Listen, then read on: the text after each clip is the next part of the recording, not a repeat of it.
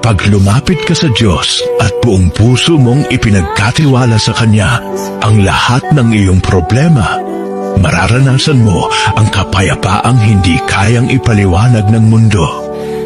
Unti-unti, ang dating mabigat na pasanin ay gumagaan at ang dating magulong isipan ay napapalitan ng katahimikan. Hindi mo mamamalayan, ang mga pintong sarado noon ay unti-unting bumubukas at ang mga tanong na dati ay walang sagot ay pinapalitan niya ng malinaw na direksyon. Sapagkat sa presensya ng Diyos, walang problema na mas malaki kaysa sa Kanyang kapangyarihan at walang pagsubok na hindi niya kayang gawing daan patungo sa tagumpay.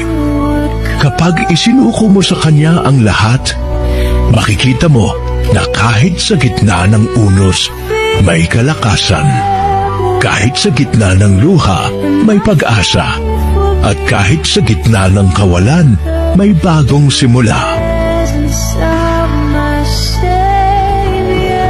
Kapag lumapit ka sa Diyos at buong puso mong ipinagkatiwala sa Kanya ang lahat ng iyong problema, mararanasan mo ang kapayapaang hindi kayang ipaliwanag ng mundo. Unti-unti, ang dating mabigat na pasanin ay gumagaan at ang dating magulong isipan ay napapalitan ng katahimikan. Hindi mo mamamalayan, ang mga pintong sarado noon ay unti-unting bumubukas at ang mga tanong na dati ay walang sagot ay pinapalitan niya ng malinaw na direksyon.